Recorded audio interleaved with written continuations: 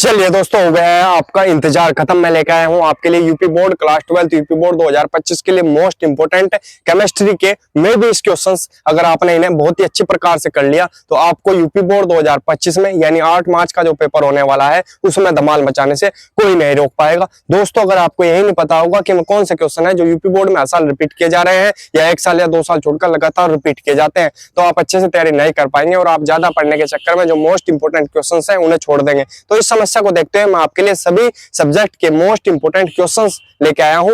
Physics के जो 20 most important long questions हैं मैंने अपलोड कर दिए हैं उसकी वीडियो, तो आप जाकर जल्दी जल्दी देख सकते हैं। ऐसे ही मैं लेके आया हूं केमिस्ट्री के जो मोस्ट इंपोर्टेंट क्वेश्चंस हैं उसके मोस्ट इंपोर्टेंट वीडियो। तो चलिए दोस्तों, स्टार्ट करते हैं इस वीडियो को। इसमें मैं बताऊंगा आपको यूपी बोर्ड में कौन से क्वेश्चंस हैं जो 10 साल से लगातार आ रहे हैं, क्योंकि यूपी बोर्ड को समझने के लिए, यूपी बोर्ड का पैटर्न समझने के लिए आपको यह समझना होगा कि यूपी बोर्ड पेपर कैसा बनाता है, क्योंकि जो यूपी बोर्ड है वो 95% जो पेपर है वो पिछले कुछ सालों में आए हुए पेपर से ही रिपीट करता है।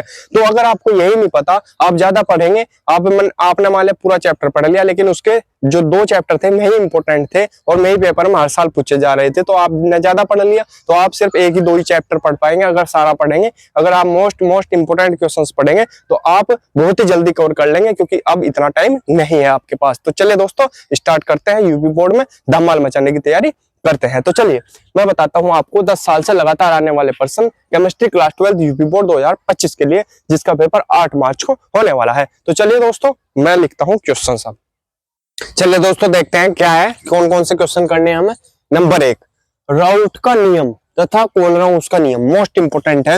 इन दोनों नियम में से एक नियम हर साल यूपी बोर्ड में पूछा जाता है, तो आप इन दोनों नियमों को बहुत ही अच्छी प्रकार से करेंगे। इनका जो सॉल्यूशन है वो मैंने अपलोड कर दिया है, पार्ट बना के प्लेलिस्ट बना दी गई है, आप उन्हें जाकर देख सकते हैं मेरे चैनल पर, ठीक है। तो नंबर 2, पराशरण, पराशरण दाब और प्रतिलोम पराशरण, ये मोस्ट इंपोर्टेंट है, बहुत ही आसान तरीके से समझाया है, पहले ही चैप्टर में है ये, ठीक है। विलेन चैप्टर के हैं, ये भी विलेन चैप्टर का है, ये सेकंड चैप्टर का है। कोलराउस का नियम मोस्ट इंपोर्टेंट है, इन्हें बहुत ही अच्छे प्रकार से आप करेंगे और समझने की कोशिश करेंगे कि क्या है ये। मेरी आप वीडियो जाकर देख सकते हैं, प्लेलिस्ट में अपलोड कर दिए, आप जाकर आराम से देख सकते हैं और उसे समझ सकते हैं। इनका सॉल्यूशन बहुत ही अच्छी प्रकार से मैंने आपको दिया है, ठीक है। एक एक चीज बताइए।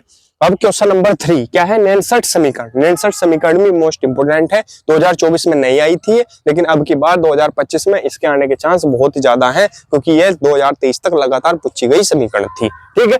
तो अब आ जाते हैं क्वेश्चन नंबर 4 पे। अभिक्रिया की कोटि तथा आणविकता, इसे बहुत ही अच्छे तरीके से करेंगे आप। इसकी आणविकता में अंतर भी आ जाता है कोटि और आणविकता में, और इनकी डेफिनेशन भी पूछ ली जाती है। तो अगर आपके पास डेफिनेशन है तो ये ना सोचे कि मैं बॉक्स ही बनाकर आपको करनी है, आप डेफिनेशन भी लिख सकते हैं कि अभिक्रिया की कोटि इसे बोलते हैं, अभिक्रिया की आणविकता इसे बोलते हैं। बस ये भी अंतर ही बोला जाता है उन दोनों में, ये क्या होता है, अंतर ही होता है। आप ऊपर लिख देंगे अंतर, अभिक्रिया की कोटि तथा आणविकता में अंतर, नीचे अभिक्रिया की कोटि की डेफिनेशन लिख देंगे, उसके नीचे आणविकता की डेफिनेशन लिख देंगे, ठीक है। अब आते हैं क्वेश्चन नंबर 5 पे। क्या है क्वेश्चन नंबर 5, प्रथम कोटि की अभिक्रिया की डेफिनेशन। सबसे पहले तो आप याद करेंगे उसकी एग्जांपल क्या है, वो भी मैंने करा रखा है, आप जाकर सारे क्वेश्चंस देख सकते हैं, इनका सॉल्यूशन आपको आसानी से मिल जाएगा।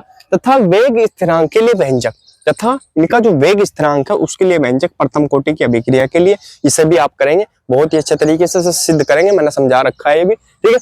अब आते हैं क्वेश्चन नंबर 6, लेंथेनाइड संकुंचन। लेंथेनाइड संकुंचन या आकुंचन इसे ही कहते हैं, मोस्ट इंपोर्टेंट ये क्वेश्चन है, 4th चैप्टर का मोस्ट इंपोर्टेंट है, आप इसे करेंगे। 2 क्वेश्चन है 4th चैप्टर के, ये दोनों आप बहुत ही अच्छे प्रकार से करेंगे, इसे भी समझा रखा है मैंने। संक्रमण तत्व तथा इनकी विशेषताएं। अब संक्रमण तत्व क्या है, संक्रमण तत्व की डेफिनेशन तथा इनकी विशेषताएं क्या है, गुण क्या है। अब विशेषताओं को ही गुण बोलते हैं और अभिलक्षण भी उन्हें बोलते हैं, कभी कभी वो कंफ्यूज कर देता है लिख के, तो आपको कंफ्यूज नहीं होना है।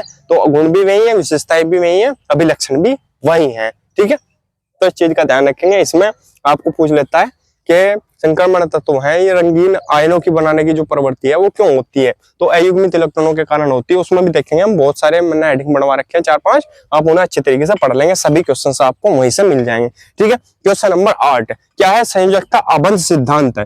संयोजकता आबंध सिद्धांत है, VBT, ये भी मोस्ट इंपोर्टेंट है। 5th चैप्टर के जो 2 क्वेश्चंस हैं ये मोस्ट इंपोर्टेंट है।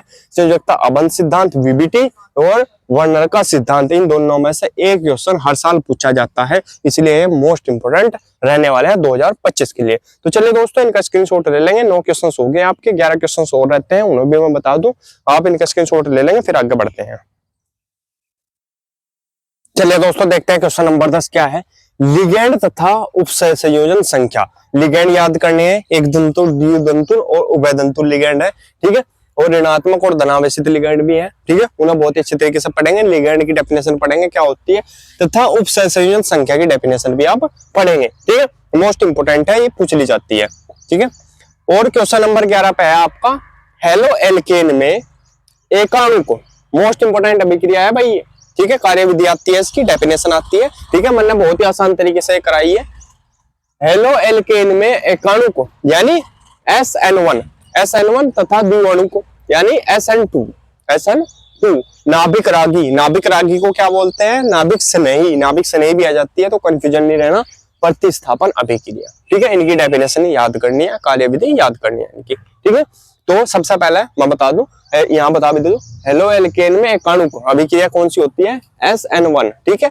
इसे बोलते हैं, क्या लिखेंगे इसकी डेफिनेशन में, जिस अभिक्रिया का ऑर्डर 1 होता है उसे क्या बोलेंगे हम, हेलो एल्केन में एकाणु का अभिक्रिया कहलाती है, ठीक है। और जिसका ऑर्डर 2 होता है, सिंपल बना देना, जिसका ऑर्डर 2 होगा वो द्विअणु का अभिक्रिया होगी, ठीक है, क्लियर। तो ऐसे आप अच्छे तरीके से इसे याद करेंगे।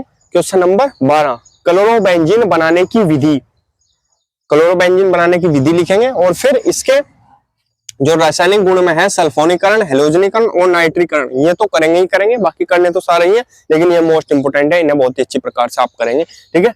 क्वेश्चन नंबर 13 मोनोहाइड्रिक एल्कोहल बनाने की 2 सामान्य विधियां, मोनोहाइड्रिक एल्कोहल बनाने की 2 सामान्य विधियां करेंगे, मोस्ट इंपोर्टेंट है, 2024 में पूछा गया क्वेश्चन है। और जो अभिक्रियाएं हैं 10 मोस्ट इंपोर्टेंट है, उनकी मैंने अलग से वीडियो बना दी है, बता दी है मैं कौन सी वीडियो आप कौन सी अभिक्रियाएं आपको याद करनी है, जो 10 है मोस्ट इंपोर्टेंट है, ठीक है। आप उन्हें पढ़ लेंगे, उनसे भी आपके बहुत ही ज्यादा नंबर पक्के हो जाएंगे, मान लिया 10 नंबर तो आपके पक्के हो ही जाएंगे उनसे, ठीक है। तो आप अच्छे तरीके से उन्हें भी पढ़ लेंगे, एक बार वो देख लेंगे कि कौन कौन सी अभिक्रियाएं आपको करनी है, जो यूपी बोर्ड 2025 के लिए मोस्ट इंपोर्टेंट रहने वाली हैं। क्वेश्चन नंबर 14 प्रयोगशाला में फिनोल बनाने की विधि आप पढ़ेंगे, प्रयोगशाला में फिनोल कैसे बनाई जाती है, ठीक है, ये भी आप पढ़ेंगे। और क्वेश्चन नंबर 15 एथेनॉल यानी एथिल अल्कोहल बनाने की औद्योगिक विधि, इससे क्या होता है, जो क्या होता है जबकि है हमारे फिनोल बनाने की विधि है, इससे ही निकल जाते हैं हमें, ठीक है, क्योंकि इसके रासायनिक गुण भी होते हैं, फिर इससे बनाओ, ठीक है, रासायनिक गुण भी होंगे, तो उससे ही आपके क्या होता है जबकि निकल जाते हैं। कैसे प्राप्त करोगे, निकल जाते हैं, तो उन्हें अलग से बताने की जरूरत नहीं है, लेकिन आप इन्हें अच्छे प्रकार से करेंगे, जो मैं टॉपिक दे रहा हूँ उनका सब कुछ करेंगे, ठीक है, तो आपके सब कुछ क्लियर हो जाएगा और आप बहुत ही आसान तरीके से कर लेंगे। और अभिक्रियाएं भाई जरूर पढ़ लेंगे, अभिक्रियाएं नंबर बना देती है, आपको डेफिनेशन लिखनी होती है और रिएक्शन लिखनी होती है सिर्फ, ठीक है। क्वेश्चन नंबर 15 एथेनॉल या एथिल अल्कोहल बनाने की औद्योगिक विधि आप लिखेंगे, इसे पढ़ेंगे, ठीक है। नंबर 16 पर आता है आपका टोलेन अभिकर्मक तथा फिलिंग विलेन, ये दोनों मोस्ट इंपोर्टेंट है, इन दोनों में से एक पूछ ले जाता है या दोनों भी ये पूछ ले जाते हैं, मोस्ट इंपोर्टेंट है, ठीक है। 16 क्वेश्चन हो गया आपके, 4 रहते हैं, उन्हें भी करेंगे, स्क्रीनशॉट इसका ले लेंगे, बढ़ते हैं आगे। चलिए दोस्तों देखते हैं अगला क्वेश्चन क्या है हमारे पास। 17 क्वेश्चन नंबर 17 एल्डिहाइड तथा कीटोन बनाने की विधियां, ये करेंगे आप, मोस्ट इंपोर्टेंट है, ठीक है। और क्वेश्चन नंबर 18 प्रयोगशाला में फॉर्मेल्डिहाइड बनाने की विधि। और क्वेश्चन नंबर 19 डाइएजोनियम लवण के विरचन की विधियां, ठीक है, ये करेंगे, मोस्ट इंपोर्टेंट है। और क्वेश्चन नंबर 20 सबसे इंपोर्टेंट है, जैव अणु चैप्टर है, जैव अणु चैप्टर है आपका 10वां, ठीक है, ये 10वां चैप्टर आपका 6 नंबर का है।